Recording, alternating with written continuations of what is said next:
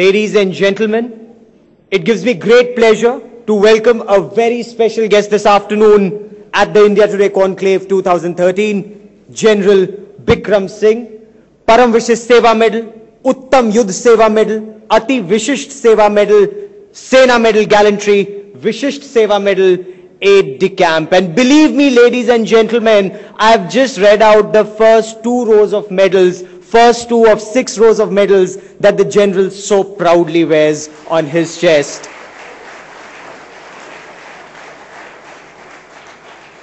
When I first met him during the Kargil War of 1999, he was a colonel in the army. He was at the army headquarters in the Military Operations Directorate. I was covering that war. The General is Top Gun. He's commanded the Siklai battalion. He's Top Gun. Why? Because he's topped virtually every course that he has attended. From the young officers course, he was the brightest young officer in the Indian Army. Not only that, he was judged the coveted dagger. He won the coveted dagger for topping the commando course at the infantry school. At the US Army War College at Pennsylvania, the General was awarded the prestigious International Toastmasters Award for public speaking. Today, General Bikram Singh is speaking on the role of the Indian Army in nation building. It is extremely important today as it was in 1947 when the Indian Army landed in Srinagar and saved Jammu and Kashmir, first from Pakistani raiders and then the Pakistan Army regulars. Today, the role of the Indian Army is extremely critical, not just in Jammu and Kashmir, but across the length and breadth of our country. Ladies and gentlemen, let me invite General Bikram Singh, the 27th Chief of the Army Staff.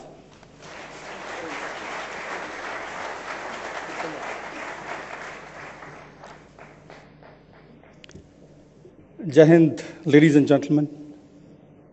My greetings to you all, and at the very outset, let me thank the India Today group for this invite.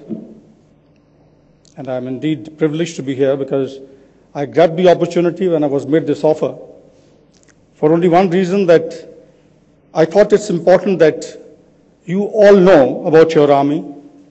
Your army, when I say it's the people's army, it's the national army.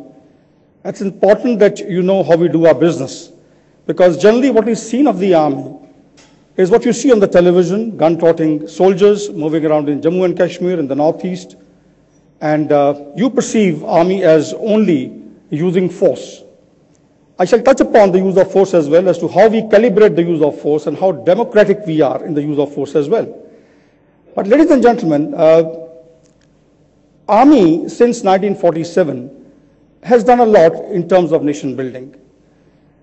Now, besides fulfilling our constitutional obligations in terms of safeguarding the frontiers of our country, ensuring sovereignty of the country, ensuring territorial integrity of the country, we have to a large extent contributed to nation building in terms of ensuring, generating, and bringing about unity in the country, upholding the secular values which are enshrined in our constitution. We have undertaken socio-economic development in rural areas, which is done in concert with the state governments, and we have done a lot to bring about national pride.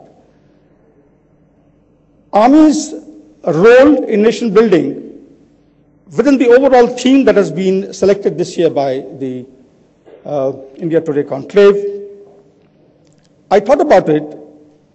The overarching theme of reinventing a democracy, ladies and gentlemen, does also impact the army, because army is a democratic institution. It's an element of national power. It's an accountable, disciplined, responsive, a potent element of national power that has to adapt. It has to adapt to the national polities framework, the policy framework that is laid down by the government. This seminar, this discussion, this conclave, would be contributing to certain phases of democracy, which in turn would impact on our policy issues in times to come, depending on the decisions taken by the government.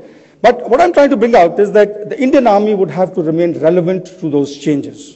That's very important. And we are very conscious of the fact that the change is something that is constant in the environment, and we've got to adapt ourselves to the changes in the environment. And changes, they come about by the virtue of the change in environmental realities, the change in terrain configuration where we operate, the changes in our adversaries' methodology of waging war and the use of force, and keeping all these facets in mind, we tend to change ourselves with the view to remain relevant to national aspirations. In fact, something very interesting before I go any further. I was generally prepared to speak for about 40 minutes, but then I was told the total time allotted is about 45 minutes. And then I told my officer who was coordinating with India Today Conclave, I said, look, I generally warm up after 20 minutes. So he told me, he just said, by the time you warm up, you'll be required to sit down for question and answer session. So I said, anyway, I'll be prepared and warmed up for question and answer session. And therefore, ladies and gentlemen, I shall be very brief to talk about various phases which I talked of. Firstly, in the context of our constitutional obligations. This essentially pertains to, as I said, safeguarding of the frontiers, and also when called upon by the state administrations, by the government, dealing with the internal security situation. Now that's very important because the army, to my way of thinking, I think should not be seen in the internal security domain for too long. It is people's army. It must remain a well-honed tool to be used by the nation when state policy is to be converted into the use of force. And therefore, that notwithstanding, when the nation takes a decision, the army does get involved. And we have a large number of cases where the army has been, committed in the internal security domain under the provisions of the Code of Criminal Procedure. The provisions are sections 129 to 132, wherein when called upon, the army gets involved to deal with law and order situations. In addition, in the local internal security dimension, the aid to civil authority which we undertake, which perhaps you all are not aware of, some of you I would say are not aware of, is that we also take on additional duties in the form of running of essential services. We take on the responsibility as one of the leading agencies, notwithstanding the presence of the institution of the NDMA being over there, which essentially is the primary agency to deal with disaster management. The Indian Army, ladies and gentlemen, gets involved in the management of the disaster situation, emergency situations, and in this we do not wait for any requisitioning. We do not wait for requisitioning because it's our commitment to our people. We get involved expeditiously to provide succor to the people, to assuage their sufferings, to save precious lives and property, and to make sure we are able to give the basic needs and necessities to the population before the personnel and the resources of the NDMA build up. By no means we are trying to undermine the NDMA's capability, but given our deployment in the country, which is along the length and breadth of our country, along all the border areas, we are placed to be the first responders in case of any contingency that arises as a result of disaster or emergency situation. And therefore, the Indian Army in the past has been involved, and let me tell you, if you see the law and order per se, is 2,000, roughly 700 times our columns have been called out since our independence. And if you see, overall columns that have come about are over 5,500. In other words, this is one commitment we have undertaken which does not catch the eye of a normal citizen of ours. And he does not perceive and does not see what the Indian Army is doing. So in addition to the internal security, in which law and order is one aspect, we have the dealing with disaster situations, we also have our role of running of essential services. We have been requisitioned almost 56 times in this regard. We do run essential services which are declared by the government as essential services, and in case there are strikes, in case there are impediments in the functioning of certain services, we do get involved with our resources. We got our tier resources, which are specialized units. They are departmental units, which get involved. For example, we have medical tier units. We got our tier units which deal with the oil sector. We got our tier units which run railways in case required. So we have these resources which have been requisitioned almost 56 times since independence, and we've been able to do our job and make sure that a commoner, a citizen, does not suffer. The government does not suffer, the state governments do not suffer, and various departments do not suffer. I would like to highlight, ladies and gentlemen, a few concerns with regard to our involvement in an internal security dimension. When I said that the army should not be seen for too long, what I imply is that this instrument of national power should be kept honed ready to deal with situations which warrant the government to use force against any external threat. In the internal security dimension, we get involved, but the only concern which we have always raised is that we should be used as an instrument of last resort, consequent to the optimal utilization of other agencies. Now, when I say this, our involvement as per CRPC, which is of the vintage of 1973, ladies and gentlemen, in the last 40 years, a lot of changes have come about in India. Changes with regard to development of our communications, the prowess of our police forces, the capacity of our central armed police forces, and given this kind of ability, the capacity and the capability which today exists with the state governments, I suppose we should be able to deal to the extent possible with situations given the resources of the police and the paramilitary forces. And the army should be called in as an instrument of last resort for the reasons that I just spelled out. Now, the other thing which generally we get back to the government, while it's a constitutional obligation, since it is given in the Code of Criminal Procedure, and we have to go in as per law of the land, we do get back to the government, ladies and gentlemen, in situations where there are religious overtones, where there are ethnic overtones, or where we find the students involved. Now, why? The reason is that the Indian Army champions the core value of secularism. We champion the core values of our constitution. And therefore, it's better that we do not get involved in those, because we are a heterogeneous lot. Being a secular army, we respect all religions.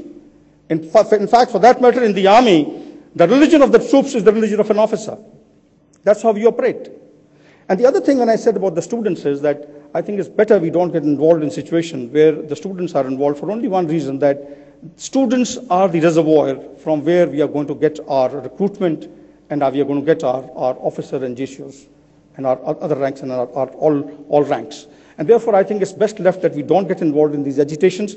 However, when it comes to external use of force, we are always ready. But I wish to tell you, ladies and gentlemen, that when we get involved in the internal security conflict, we adopt a people-friendly approach. And I must tell you this other day, in my office, I had a foreign visitor, an Air Chief Marshal of one of the countries, who happened to ask me, he says, General, what is the reason that the Indian Army is much sought after and really praised in the United Nations? And the only thing I told him was that, look, the basic fundamental difference is that our use of force is more to assist in the return of rule of law and state authority. Our use of force is to ensure the writ of that particular host country, it runs in the entire area, in every nook and corner of its territory. And therefore, the use of the force by the army is calibrated. And I wish to highlight the same aspect, that when we use force in the internal security dimension, ladies and gentlemen, it is virtually by ensuring restrictive rules of engagement which are governed by the legal and moral constraints, because we are fighting our own people. Unless it's a foreign terrorist, we use a calibrated force to make sure he's neutralized. You wouldn't have seen any time our artillery, our mortars, our tanks, our machine guns being used against any of the terrorist threats which has occurred either in Jammu and Kashmir or in the Northeast. Because we believe in economy of effort, we believe in people-friendly operations, we believe in surgical operations, operations which are aimed at generating groundswell for peace, operations that are aimed at, as I said earlier, enhancing the rule of law, state authority, enabling the writ of the state and the government of India to be extended to every nook and corner of our country. And therefore, the force is calibrated in this regard.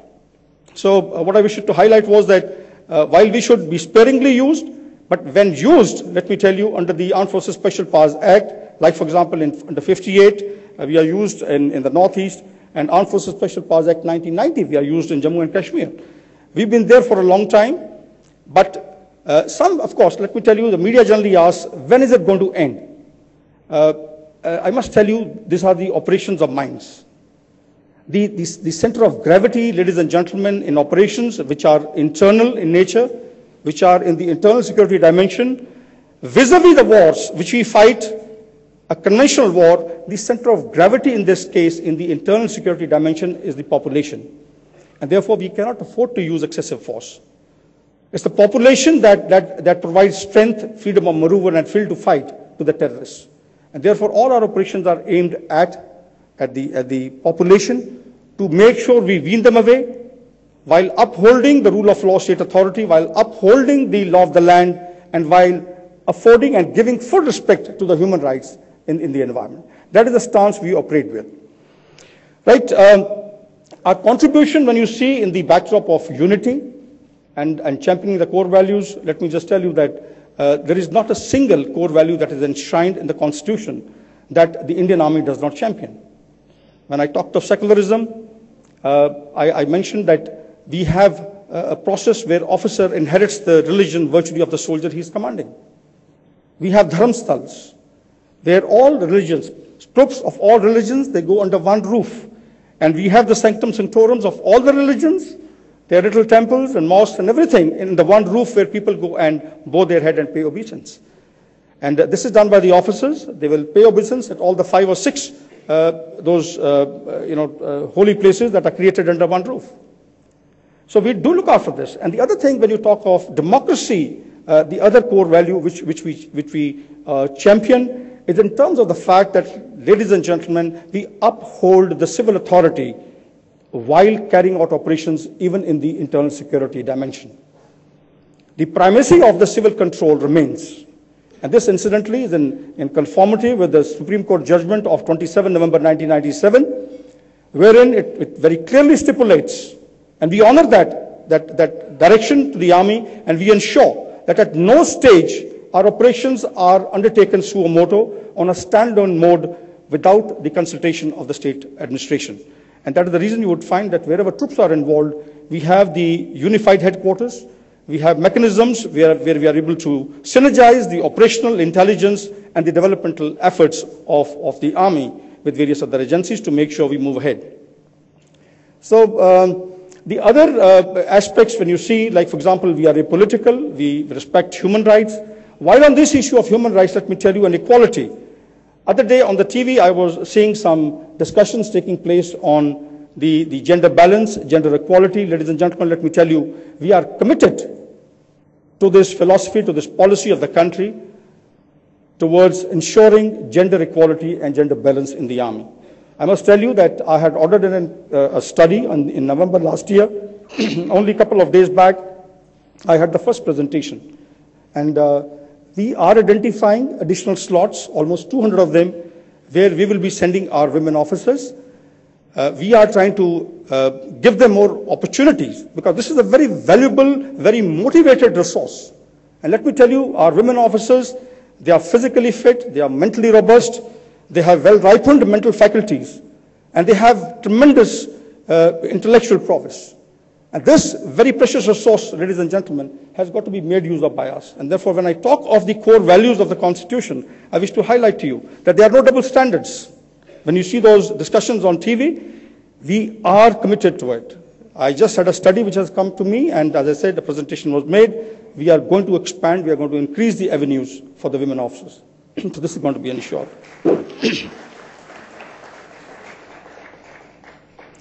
Right, when you talk of, along with this, contributing to the unity of the country, I think the greatest way we have been able to ensure this, that we have been able to deal with and neutralize every possible centrifugal force, every possible vociferous tendency in the areas that have been declared disturbed or where we've been committed. We've been able to deal with every inimical element and force which had secessionist designs. I think that is contribution we have made towards the unity of the nation. We have disallowed any of the elements in the country to further their agenda with regard to any secessionist designs, or for that matter, anything which had vociferous tendencies or tendencies to get away from the country and the Constitution of India and not to respect it, and not to respect the rule of law and state authority. So this is something which we have contributed, ladies and gentlemen, in the wars that we have fought. We have made a tremendous sacrifice in this regard. But I would say no sacrifice is big for national security, for the national cause. We have lost almost 22,443 officers, JCOs, and men while fighting various wars, right from the time which Gaurav mentioned when we had the raiders getting into Jammu and Kashmir, 47-48, to the last war that we fought in 1999. I wanted to bring out this figure because these 22,443 great martyrs require the recognition. They require a salute by the nation. And they require appreciation by the nation. And that's the reason I thought I'll tell you that it's a heavy price that the army had paid, but we have ensured the unity. Now, adding to the unity, ladies and gentlemen, is also by our ethos, our culture. We are today having roughly 19,000 ex-servicemen in the environment in our society. And we are contributing almost 6,000 again after we have our officers, JCOs, NCOs, and men superannuating every year. So with this kind of resource, human capital, which is getting into the environment, which is disciplined, which is motivated, which has gone out with having inherited the core values of integrity, of loyalty, of duty, of respect, selfless service, duty and honor, courage. These people are contributing in a very big way in terms of binding our communities together, the people together, and retaining the unity of our country. And this aspect, generally, ladies and gentlemen, is ignored. I would take the opportunity of this particular forum to reach out to everybody that these people are officers, JCOs, men, when they go out, they have tremendous potential. They are not only meant for security duties. Each one of them is aware of the management aspects. Each man is indulged. Every NCO, every JCO, every officer on daily basis is undertaking forecasting, planning, organizing, directing, coordinating, and controlling. He is dealing with the management aspects every day. He's a leader. He's a leader of character.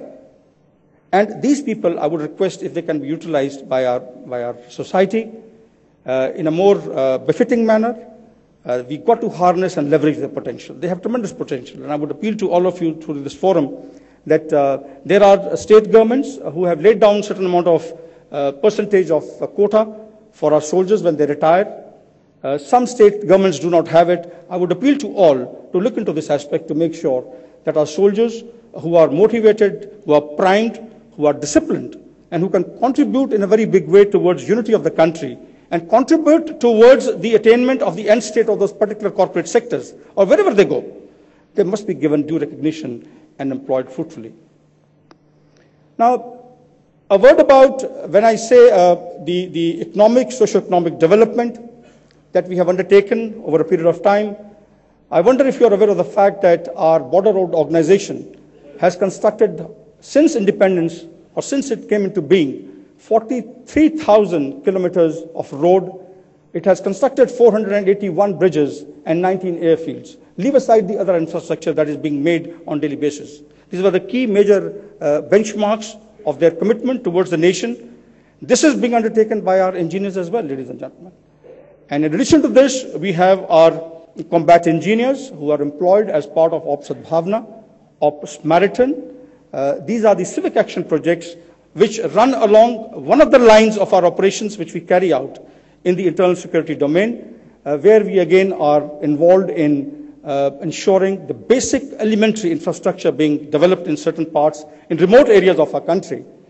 And also we focus on empowering the local people. And especially in the areas that are afflicted by insurgency, the focus is on children, the next generation. The focus is on women.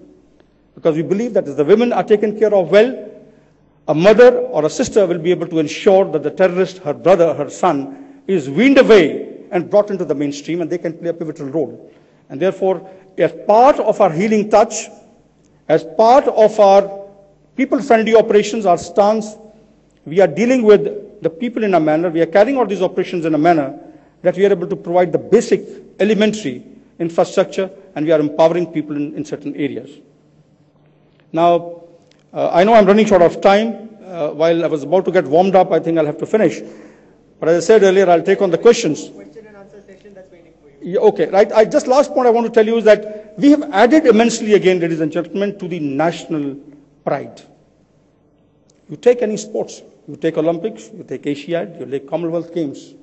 The 2 silver medalists after independence are from the army. Kalaris Rathore, and we have Subda Major Vijay Kumar. And let me assure you, we have a focused commitment towards sports today in the army, and in times to come, you shall see more number of medals being won by the army men, and you shall find more pride coming into our society by the virtue of your army, which belongs to you all. Well, I think I will take on questions now, because I could carry on, as I said earlier. I just got warmed up. And thank you very much, General. Very kind of you. The General will take his questions standing like a commander. He always leads from the front. May I ask you the first question, sir?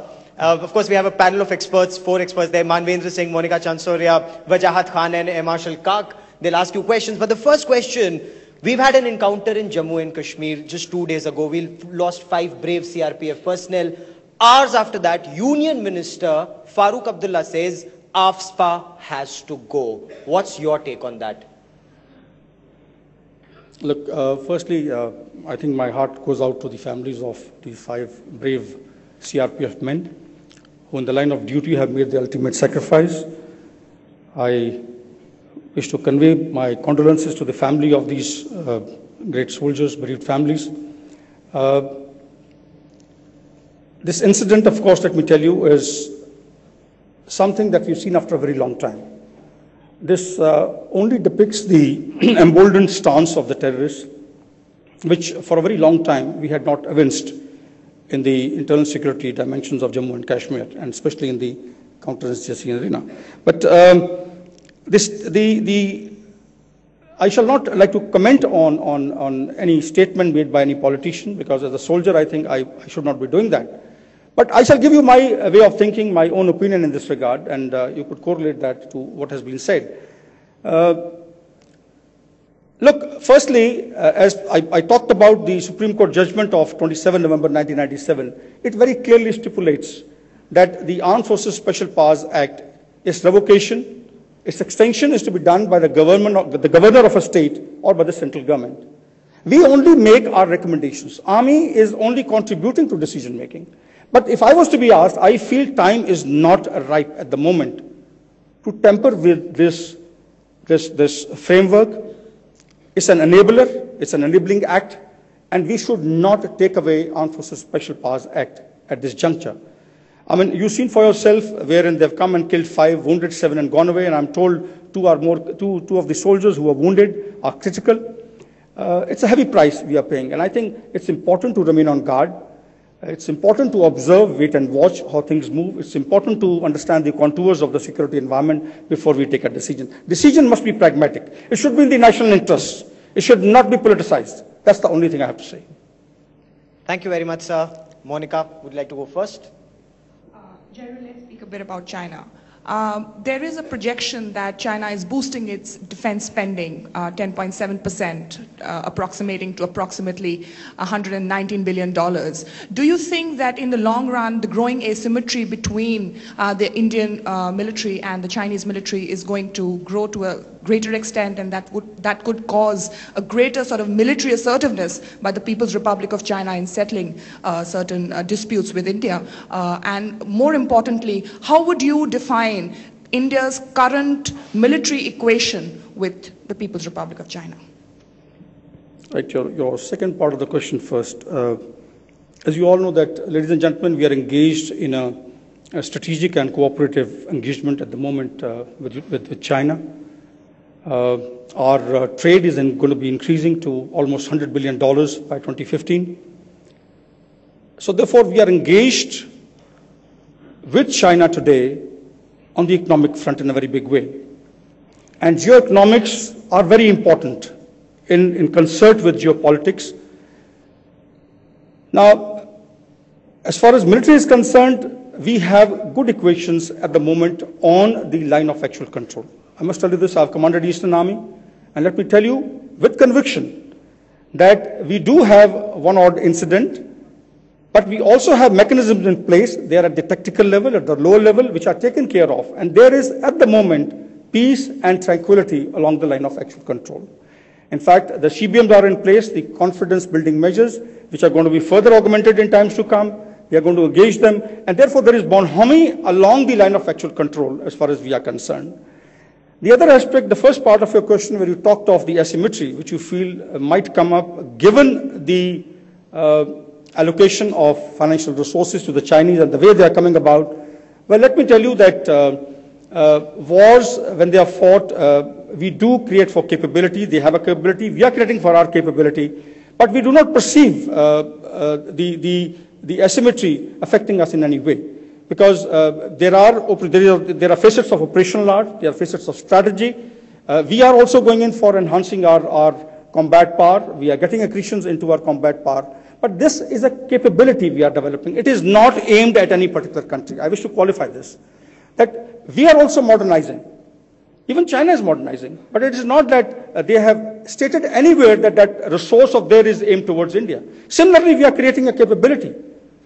And we are going in for it. We are getting all the support from the government. I'm told our Mountain Strike Corps is in the advanced stages of finalization. And I'm certain about it, that the funds, the financial help will not preclude the national security agenda being put on the back burner. I'm certain about it, that the national polity will ensure that the funds are allotted and the Mountain Strike Corps is created. It's a national requirement. This is required by the nation. But it's a capability, as I said earlier, not aimed towards China. It's a capability India requires to cater for various contingencies which may crop up along any of our borders. Manvendra? So much has been made about the supposed agreement between India and Pakistan over Siachen and the fact that an agreement is on the table but the army is thwarting it. Can you put some light on that? Look, Army has given its point of view, as I said earlier. Decision has to be by the national polity, by the government. We don't take decisions in this regard. The nation has to take decisions in this regard. But please understand, it is our area. It is strategically important. Why are we talking about own area being given to somebody? I have not understood. It defies all logic.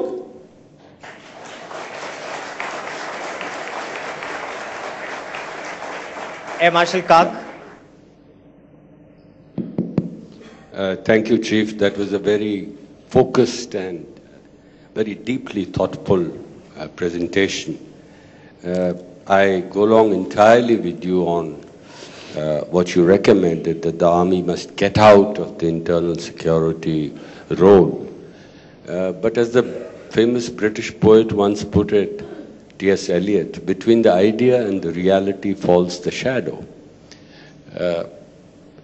It perhaps goes without reason that the paramilitary forces and the central police organizations are not equipped to actually perform effective counterinsurgency duties. On the other hand, there are also views expressed in the media that army actually does not want to give the space away in terms of counterinsurgency. Mischievous as these may appear, because it gives them a role in national polity and, media and everything else. I don't agree with that. But given that you've been chief for 9 months, when do you think you can actually achieve the idea that you propounded by way of reality? Thank you. If you ask me frankly, sir, maybe the acoustics part, could you just repeat the later part of your question? You meant that today the police is acquiring prowess, the CAPF are acquiring a prowess, and we are not keen to give away our... No, I was saying that is a general perception. I don't agree with it. Sir. But when do you think we will actually have a situation in terms of time where we'll be able to deal in from... Then we'll be dealing from... Right. Look, sir, the point is that, firstly, ladies and gentlemen, had I known that we have colleagues from the Army, from the Air Force and the Navy, I would have been more military in my profile and thought process. I would have talked of even the Navy and the Air Force. I was basically talking on the Army. But, sir, let me tell you that it's very difficult to benchmark, because there are large number of external factors which are impacting and impinging on the security environment. If we had entirely our own arena, fully isolated, we would have been able to perhaps explain and decide on certain benchmarks as to when we can go out. In this case, you would have seen that the infiltration, we have the entire infrastructure of the terrorists is intact across the line of control. You have seen the infiltration being calibrated from time to time. This incident that has occurred, one of the terrorists killed has been identified as a Pakistani, a foreign terrorist. Now, with this kind of involvement, it's very difficult to perceive. But what I'm coming to is that we are all working towards strengthening the hands of the state government and the state administration. That is the way we are operating. And the day the state government feels they are strong enough to deal with it, period, we go ahead. But point is, this decision should not be politicized. This decision in the national interest has got to be taken in the backdrop of the violence profile. It has got to be taken in the backdrop of what can happen. The futuristic contours we got to see and then take a decision. And I think we should not be in a tearing hurry in this regard. We need to be very, very confident that there will be no relapse to anarchy, to terrorism. The clock shall not be put back, and we shall not be left in a position of disadvantage. Let me tell you this. That's the only thing I wish to say. It is not that we want to continue with it. Who wants to fight terrorists? In fact, I must tell you this. We are losing our officers, our JCOs and men by the day, ladies and gentlemen. Who wants to die?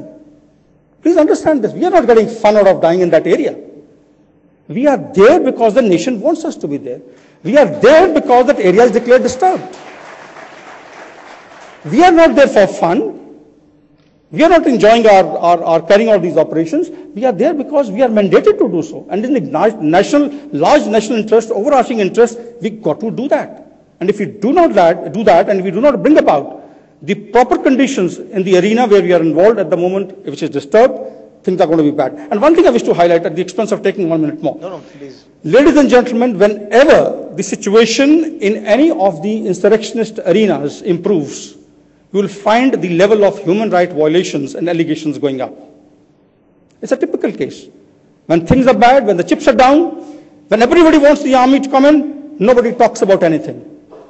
When the things are improving, that the situation is transcending from the public order to law and order domain, you find a lot of rhetoric which is anti-army creeping up. It's for the you all to decide. It's your army. You must take a decision. The nation must take a decision. The government has to take a decision. It's not by the army. But my only submission to everybody is that decision has got to be pragmatic. It has got to be taken in the interest of the national security, and should not put the clock back and put the armed forces in a position of disadvantage. Let's get in a voice from the other side of the line of control. Wajahat Khan. Go ahead. General, thank you for interacting with me. I think perhaps this might be the first time that a Pakistani journalist has been given this opportunity. And I must thank you as well as the group for arranging this. I'm going to try to take as little time as possible. This is a 4-part question. Before I start, my condolences for all the men who died the other day in Srinagar. War is hell, and terror should be condemned in all its forms, for starters.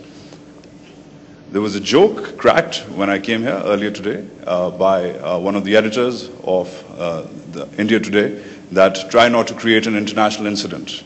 And then she sort of took the joke a little forward and said, might as well create an international incident.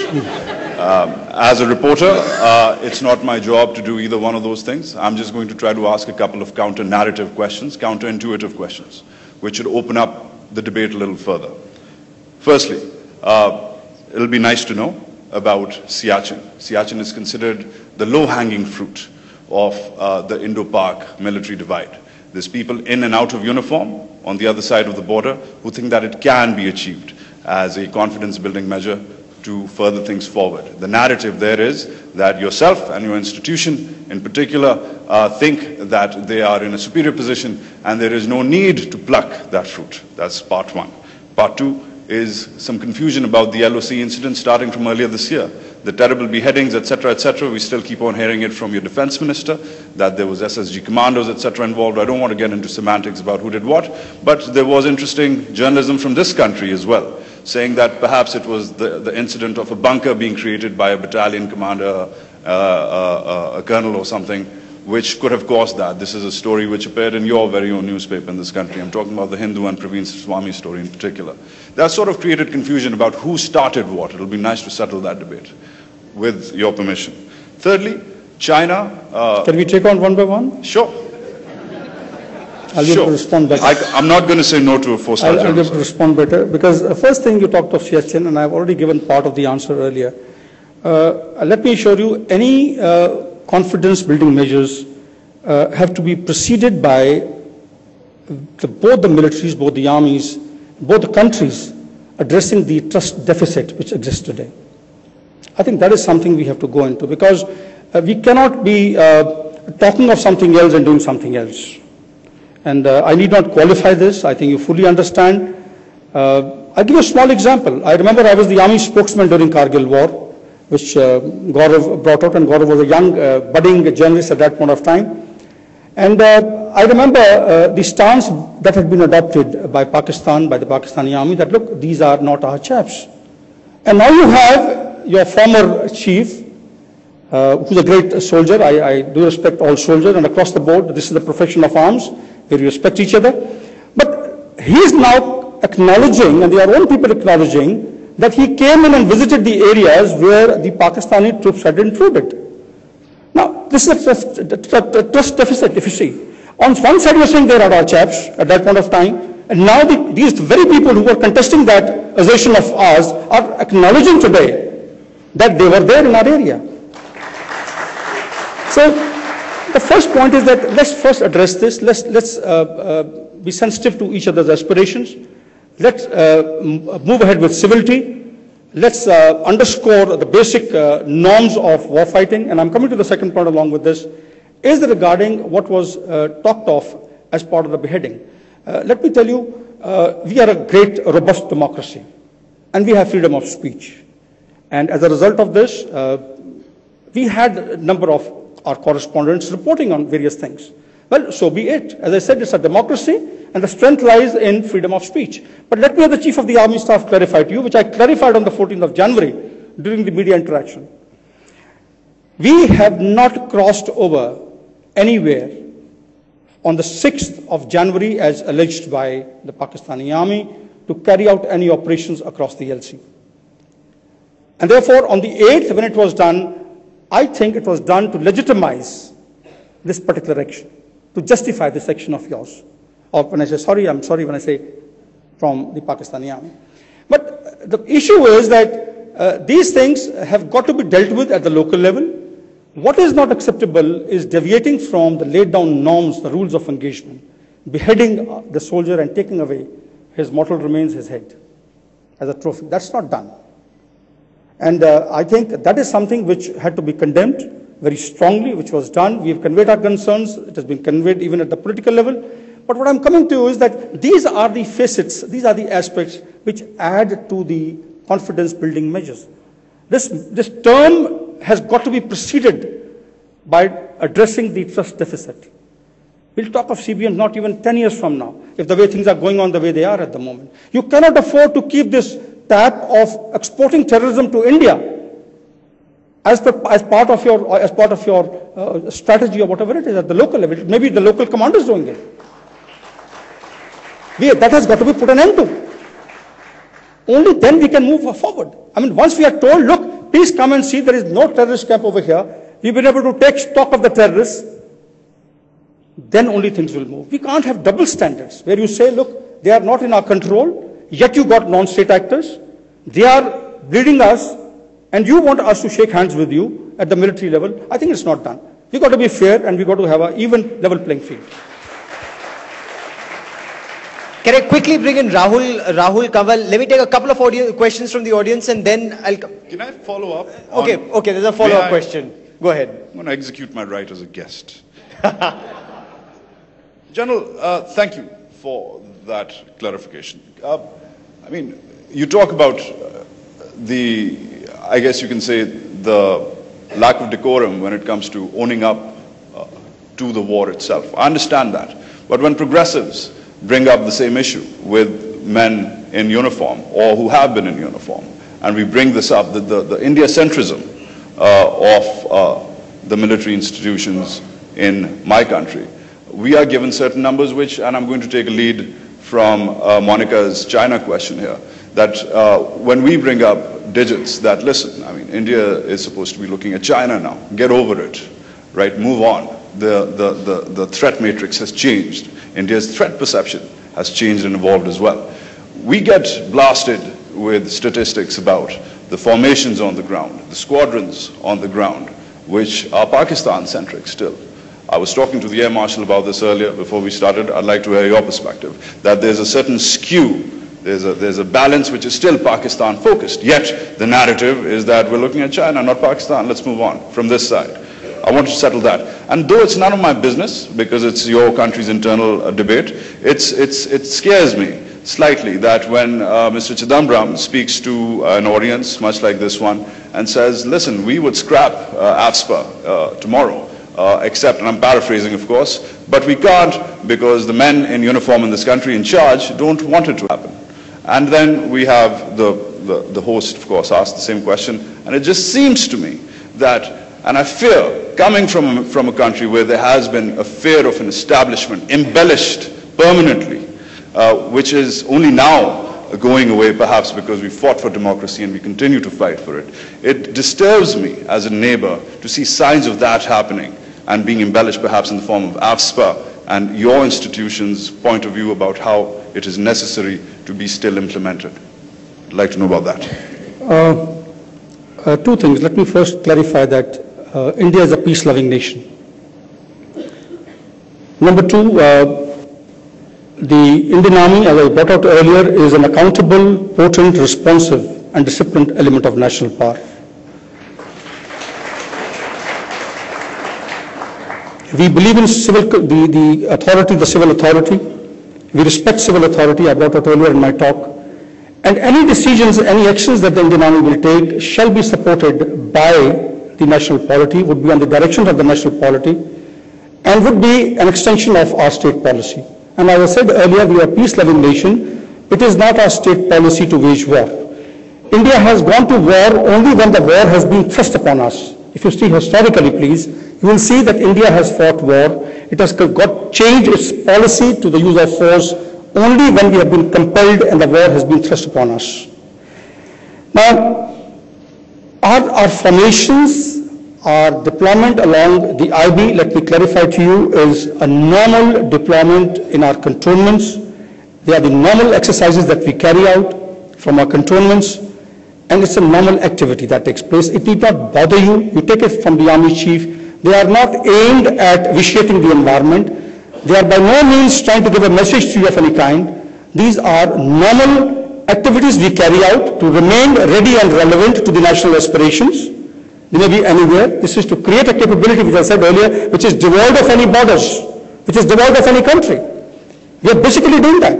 And therefore, you need to be rest assured that this accountable, responsive, disciplined element of national power shall do exactly what the nation tells it to do, and there will be nothing done at the lower level. And therefore, let me express your concern that in a democracy we are raising our voice. Please let me tell you again this. I am one man who respects the civil control, the civil authority to its hilt. I'm very clear on this. I understand the political military arena. I understand the entire grand strategy, how is it evolved, where the army stands, what is the role of the army in a democracy. I'm fully conversant with it. And let me tell you, we know where to stop. We know the red lines. We know beyond which not to make a recommendation to the national polity. So let me tell you, our recommendations when they are made with regard to AFSPA, wherever they are in line with the national interest, because there's nothing more important to an army chief, to an army man, than the national interest and national security. And therefore, the recommendations that are made are in conformity with national security. They are not based on any personal, any parochial, any army-centric agenda. Please understand that. We are a great democracy, a very robust democracy, and we are an element of national power. We give strength to our nation as far as this comprehensive national power profile is concerned. Yeah. Rahul Kamal, Managing Editor, Headlines Today. General, with respect, I'd like to contest the Army's position in AFSPA. AFSPA was implemented in 1958 on an experimental basis for 6 months in the Northeast. In the last 6 decades, insurgencies have only flared in the Northeast and in Kashmir. The army, despite its best efforts, is seen as an occupation force by the locals of the state of Jammu and Kashmir and also in the Northeast.